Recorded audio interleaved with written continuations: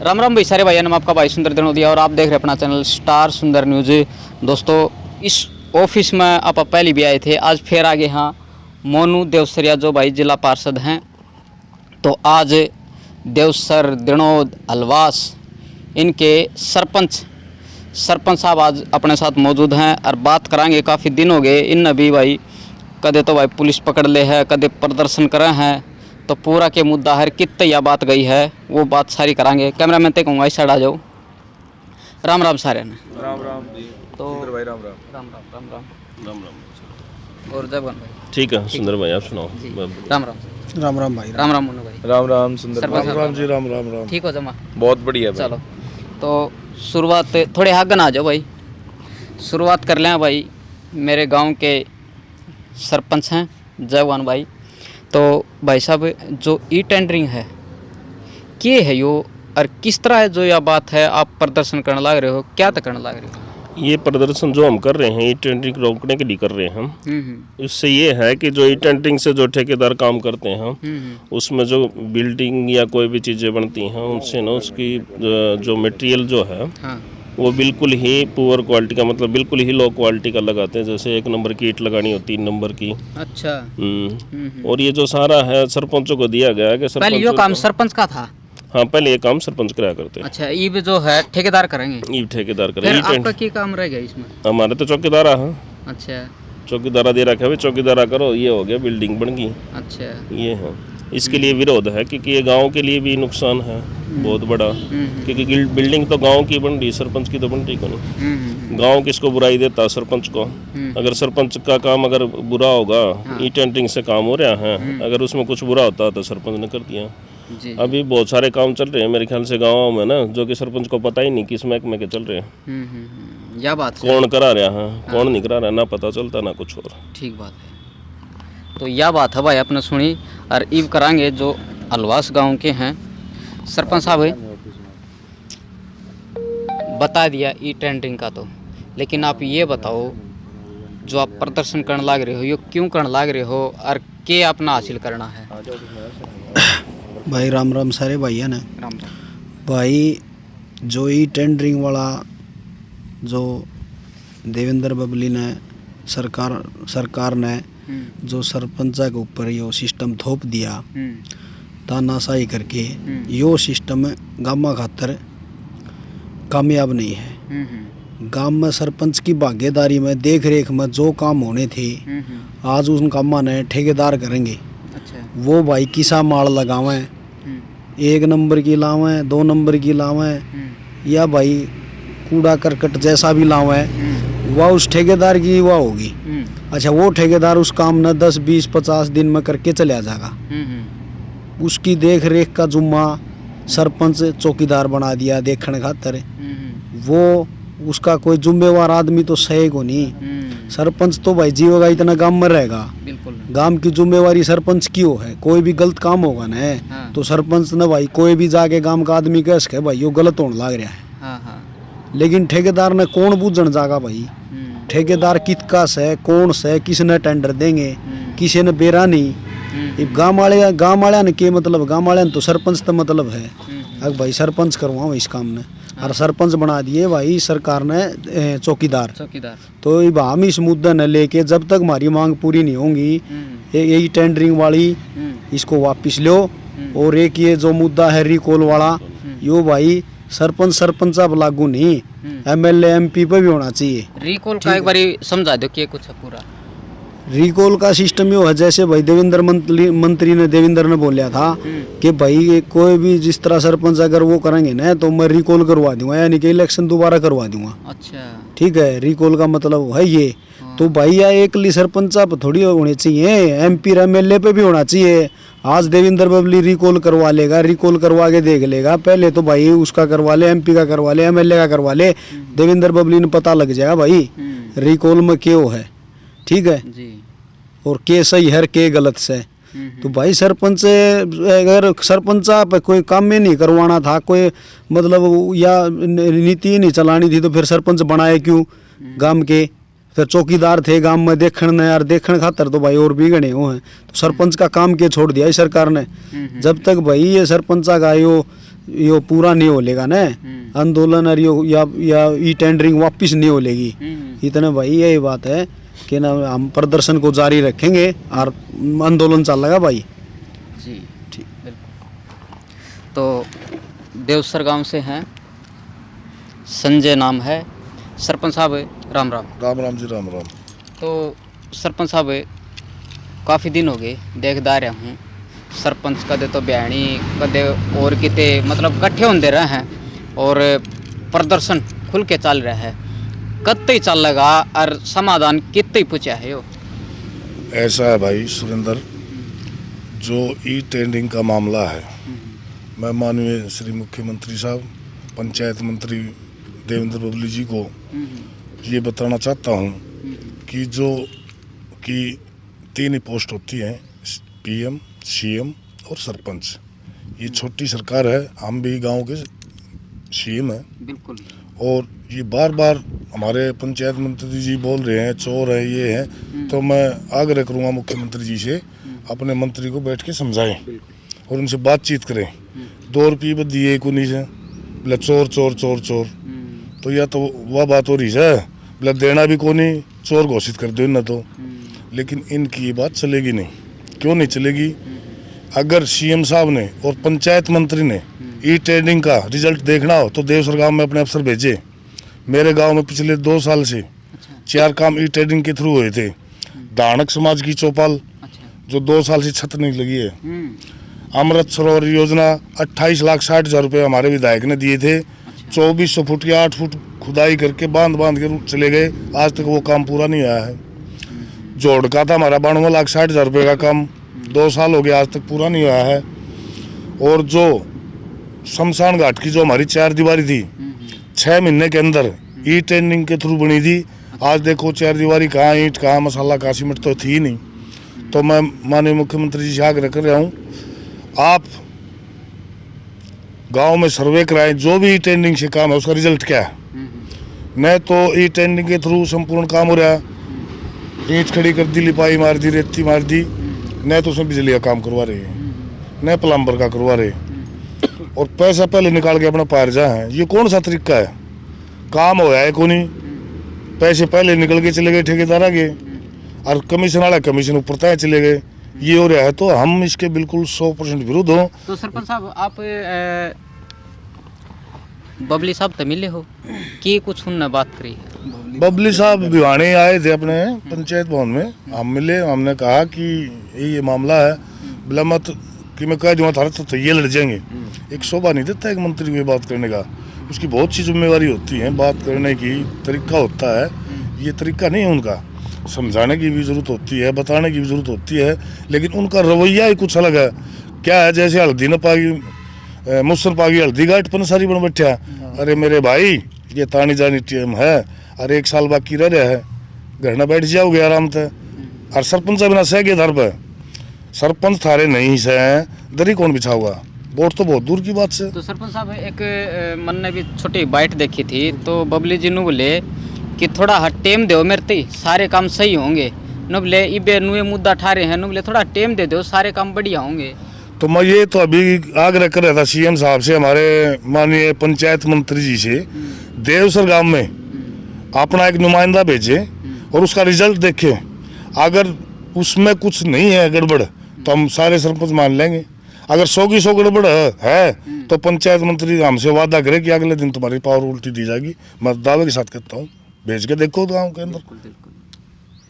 तो यह बात है भाई, इस तरह तो जो है भाई आगे काम होंगे। तो ये एक बारी मोनू तो बात करांगे, जो जिला पार्षद हैं, थोड़े ही साइड आ जाओ भाई। मोनू भाई नमस्कार भाई। तो नमस्कार। रोड पर आज चाहे तो भाई आप शिक्षा के उस पर लगा लो, मास्टर, या फिर भाई दिव्यांग लगा लो, या फिर भाई आंगनबाड़ी वाले लगा लो, सब परेशान है, सब परेशान। सब परेशान। अरे मारो ऊपर भी परेशानी आ रही है। हाँ, भले ये नहीं जाएंगे हैं तो भाई देखो जड़ तो ही होगी भाई। हमें साधारण वीडियो बना लें भाई, मोनू बरगा ही बना लेंगे हैं। तो मोनू भाई आप मैंने देखे जो पुलिस आपने गिरफ्तार कर रही थी तो किस लेगी और क्या मुद्दा था वो उस दिन? मुद्दा ये था, जिस दिन प्रोग्राम था मंत्री जी बबली जी का, उस दिन हमने अपना विरोध प्रदर्शन करना था, हमने जाना था, एक्चुअल में हमने अपनी मांगे रखनी थी। तो ये जो सरकार है वो इनकी विचारधारा से अलग कोई आवाज़ सुनना ही नहीं चाहती। तो हमें पंचायत भवन में घुसने नहीं दिया गया, ज़बरदस्ती हमें गिरफ्तार कर लिया गया। एक सरपंच पे 5-5 पुलिसमैन लगा दिए, सारे थाने खाली थे, कोई आदमी थाने में कहीं गया किसी शिकायत लेके तो वहाँ कोई कर्मचारी ही नहीं। सारी पुलिस भिवानी जिले की सिर्फ इसलिए लगा दी कि सरपंच अपनी आवाज़ न उठा सकें। सरपंचों को भर के इन्होंने बस में भेड़ बकरियों की तरह और फिर बहल, सिवानी, तोसाम ऐसे चक्कर लगाते हुए, हरियाणा के थे ये इसमें सरपंच थे मोस्टली यहाँ पे भिवानी ज़िले के, रोहतक ज़िले के, दादरी ज़िले के, मोस्टली यहाँ 3 ही ज़िलों के सरपंच थे, बाकी इक्का दुक्का बाहर से भी आए हुए थे। हाँ, कुछ ऐसे भी हैं मोनू भाई जो नू सो चले रही नागन कर दें अपना काम निकल जाओ सरपंच? नहीं, सरपंच तो सभी तरह के होते हैं। 1-2 आदमी ऐसे हैं जो मान लो कि बीजेपी की सरकार है और तो बीजेपी की सरकार है तो भाई उनके जो पेट हैं एकदम, वो इस प्रदर्शन में थोड़ा सा पीछे रह के तो साथ कह रहे हैं कि हम आपके साथ हैं, लेकिन आगे भी कैमरे पे नहीं आ रहे हैं। वो कुछ 1-2 सरकारी कर्मचारी हैं, जैसे उनकी महिलाएं बनी हुई हैं। हाँ, लेकिन जैसे अब संजय भाई हैं, अब बीजेपी के समर्थक हैं, लेकिन खुल के ये समझने की बात है, ये जो हित हैं ये सामान्य हित सभी सरपंचों के हैं, ये निजी नहीं है। और इस सरपंचों से आगे आप समझो इस बात को, तो ये जो गाँव के साथ एक धोखा किया जा रहा है, गाँव के खिलाफ ये जो धोखा है, ये छल कपट जो किया जा रहा है, उससे लड़ने की एक लड़ाई है। तो हमें जो लेके गए सिवानी उस दिन, और हमें रात को भिवानी से 5 किलोमीटर दूर उतार दिया।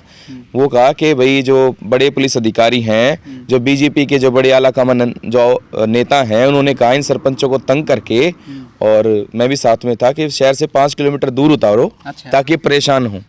तो ये बात रखना भैया, जो नेता जिन्होंने ये बात कही थी कि इनको शहर से दूर छोड़ के आओ, तो ये जनता आपको एक दिन इस राज्य से दूर छोड़ के आएगी। रही बात रिकॉल की, जो आप बात कर रहे हो, रिकॉल क्या है? ये 4 इंस्ट्रूमेंट होते हैं डायरेक्ट डेमोक्रेसी के। ये स्विट्जरलैंड जैसे जो यूरोपियन कंट्री हैं, जहाँ पे साक्षरता सिर्फ कागजों में नहीं, जो एक्चुअल में जहाँ पे लिटरेसी है, पढ़े लिखे लोग हैं, वहाँ 4 टूल होते हैं। इनिशिएटिव, यानी कि जनता खुद शुरुआत करती है कि क्या मतलब कानून बनाना चाहिए, क्या काम किया जाना चाहिए, है ना। फिर प्लेबिसाइट ऑफ रेफरेंडम, किसी भी महत्वपूर्ण मुद्दे पे या कानून बनाने के ऊपर जनता अपने वोट देती है, उसको प्लेबिसाइट और रेफरेंडम किया जाता है। और आखिर में फिर भी आपका नेता काम ना करे तो फिर रिकॉल का इंस्ट्रूमेंट यूज किया जाता है। अब ये इतने शाणे आदमी हैं, आपने इनिशिएटिव का नहीं लिया भाई। आप डायरेक्ट डेमोक्रेसी इस देश में हरियाणा में सबसे पहले लागू करना चाहते हो, तो इनिशिएटिव लागू करो ताकि जनता आपको बताए आपको काम क्या करना चाहिए। फिर महत्वपूर्ण मुद्दों पे और कानून पे प्लेबिसाइट और रेफरेंडम के तहत आप जनता की राय मानो, फिर उस तरह से कानून बनाओ। वो तीनों चीजें इनके खिलाफ जारी थी, वो तो इन्होंने मानी नहीं।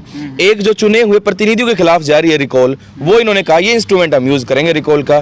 तो भाई रिकॉल की आप शुरुआत कर रहे हैं ना, तो ग्रास रूट लेवल से क्यों शुरुआत कर रहे हो? आप इसको केंद्र से शुरुआत करो, आप अपने ऊपर इस चीज को लगाओ। रिकॉल, आज मैं कहता हूँ बबली जी, आप चुनाव लड़ो, रिकॉल आप इस्तीफा दो। अगर आप अपनी जगह सही हो ना, आप इस्तीफा दो और आप चुनाव लड़ो, आपको अपनी हकीकत और हैसियत दोनों ही पता चल जाएंगी कि आप जो कर रहे हो सही कर रहे हो कि गलत कर रहे हो। सरपंचों के साथ, ग्रामीण परिवेश के साथ ये सरासर धोखा है। ट्राइलेटरल जो है 3 टायर सिस्टम इस देश में है। पहला टायर है केंद्र सरकार का, दूसरा टायर जो है राज्य सरकार का, और तीसरा जो टायर है वो ग्राम पंचायत राज इंस्टीट्यूशन का है। 1993 में संविधान संशोधन करके इनको बराबर की शक्तियां दी गई हैं, और उसमें दिया गया है कि सरपंच जो है, पंचायत राज संगठन जो है, वो स्वायत्तता से, स्वतंत्रता से काम कर दें, इसलिए इनको वित्तीय स्वायत्तता दी जाएंगी। अब संविधान संशोधन ने इतनी बड़ी चीज दी, और एक कार्यालय आदेश से, एक मतलब बिगड़ैल बोल वाले मंत्री के आदेश से संविधान को ठेंगा दिखा के उनने सरपंचों से बैकडोर से सारी शक्तियां छीन ली। अब गांव में काम करेंगे कौन? अब ठेकेदार अपनी मर्जी से आएंगे, ऊपर से कमीशन दे के ठेका लेके आएंगे, बीच में छोड़ के मेरे गाँव में चलो आपको दिखाता हूँ, विलेज नॉलेज सेंटर है वो अधूरा पड़ा हुआ है, उस ठेकेदार का कोई पता नहीं आज कहाँ है। दानक समाज की चौपाल है, उसका आज कोई पता नहीं कहाँ है। वो जो जोड़ का कार्य है उसका आज पता नहीं, कुछ नहीं है। गांव का जो आदमी है वो डायरेक्ट इलेक्टेड होता है जनता द्वारा, और वो जवाबदेह होता है, किसी एक्शन पंचायत के जरिए नहीं, वो सीधा जनता के प्रति जवाबदेह होता है कि आपने काम पूरा क्यों नहीं किया। तो इतना भी हो जाता है, सरपंच अपनी जेब से भी काम कराते हैं जी। तो मोनू भाई, ये जनता ने सरपंच बना दिए, जिला पार्षद बना दिए, तो जनता ने भी आपका साथ देना चाहिए। जनता की ही लड़ाई है ये। हाँ। ये सरपंचों की निजी लड़ाई नहीं है। मैं यहाँ पे इनके साथ जो हूँ, मैं पंचायती राज इंस्टीट्यूशन को मजबूत सशक्तिकरण करने की बजाय इन्होंने जो कमजोर करने का कार्य किया है, मैं इनके साथ संविधान की रक्षा करने के लिए, पंचायती राजों को सशक्तिकरण के लिए इनके साथ हूँ। ये मेरा निजी हित कुछ नहीं है इसमें। आप राजस्थान के सरपंच की शक्तियाँ देखो, उनके पास रजिस्ट्री के जब तक सरपंच की शक्तियाँ नहीं होती, जब तक सरपंच के इस पर सिग्नेचर हस्ताक्षर नहीं होंगे, तब तक रजिस्ट्री नहीं होती। आप इन्होंने क्या किया, हरियाणा के सरपंचों की शक्ति बढ़ाने की बजाय घटा दी। और इसका मुख्य उद्देश्य यही है, इसमें पैसा कौन कमाएंगे, जो पैसा गांव के विकास में लगना था, है ना, जो गांव में बीमार आदमी के लिए अस्पताल बनते, स्टेडियम बनते, वो पैसा अब एक्शन पंचायत के माध्यम से मंत्री की जेब में जाएगा। जितना पैसा गांव में लगना था, उसमें से मोटा हिस्सा पंचायत विभाग के अफसर, तकनीकी अफसर और पंचायत विभाग के मंत्री खाएंगे। अब ये सोचो, और थोड़े समय की जो मंत्री कह रहा है ना बात, तो थोड़े समय की तो इसलिए कह रहा है, उनकी सरकारी थोड़े दिनों की बच गई है। अच्छा, उसने टारगेट फिक्स किया हुआ है, 500 करोड़ रुपए उसने कमीशन में खाने 1 साल के अंदर। बिल्कुल। ये भाई इनके निजी विचार हैं, कदे मेरे ऊपर फेर बले करते नहीं, मेरे निजी विचार हैं भाई। मोनू देवसर जिला पार्षद, और मैं अपने कहेगी एक एक बयान के लिए मैं बिल्कुल रिस्पॉन्सिबल हूँ। ये जो लघु सरकारें हैं, 3 टायर सिस्टम में जो पंचायत राज इंस्टीट्यूशन है, उनके साथ कुठाराघात है। ये संविधान की सीधी अवहेलना है। जो सबसे छोटी चीज़ होती है कार्यालय आदेश, फिर उसके बाद होता है कानून जो विधानसभा संसद बनाती है, और उससे ऊपर होता है संविधान के जो अमेंडमेंट होते हैं, संविधान जो होता है वो, मतलब संविधान की शक्तियाँ इन्होंने कार्यालय आदेश से छीन ली।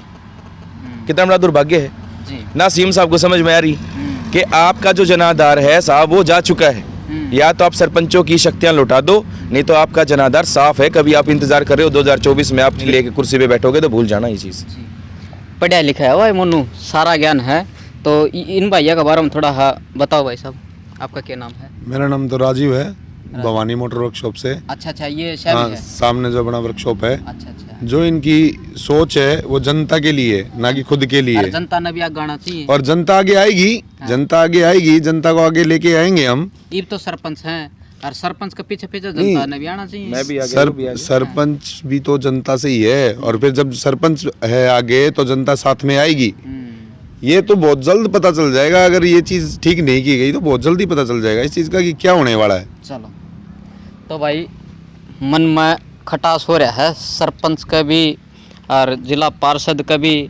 आखिर भैया लड़ाई किस जाके थमेगी, इनका हक इन मिलेगा या कौन मिला है, वो भी भाई वो दिखाते रहेंगे आप तई। बाकी देखो, जितनी हमारी कोशिश हो है हमें सच्चाई दिखाते रहो वहाँ। और भाई बंद होगा जो हमारा चैनल है, बंद होगा तो फिर तो कित दिखावांगे। आप जैसे जुझारू जो देखो, ये सरकारें जो है रोजगार तो दे नहीं पा रही। कोई आदमी आप जैसा करके जो खर्चा पानी अपना निकाल रहा है, रोजगार, स्वयं रोजगार, स्वरोजगार को बढ़ाने के दावे तो पीएम मोदी भी खुद कर रहे हैं जी। जो आप जैसा आदमी है यूट्यूब के सारे स्वरोजगार अपना कर रहा है, तो मैं तो बिल्कुल ये चाहूंगा कि आप जैसे जो आदमी है, जो आप खेत में आके इंटरव्यू कर रहे हो, मेन स्ट्रीम की मीडिया खेत में आके इस तरह से इंटरव्यू नहीं करती। अच्छा। तो ये हमारे लिए तो कहता हूँ, तो जनता के लिए सौभाग्य। मैं बिल्कुल आप जैसे यूट्यूबर, जो जवान भाई मेरे यूट्यूबर हैं, जो खुद का रोजगार, जो सरकार उनको रोजगार दे नहीं पाई, जो खुद की सृजना रोजगार की उन्होंने खुद ने की है, मैं ऐसे यूट्यूबर भाइयों के बिल्कुल साथ हूँ, ऐसे कर्मठ जुझारू भाइयों के बिल्कुल साथ हूँ। धन्यवाद भाई। तो भाई यह वीडियो आपने किसी की लगी कमेंट बॉक्स में अपनी राय जरूर दिए, और भी वीडियो आप तक दिखाते रहेंगे, बनाते रहेंगे। देखते रहिए अपना चैनल स्टार सुंदर न्यूज़। धन्यवाद। जय हिंद, भारत माता की जय।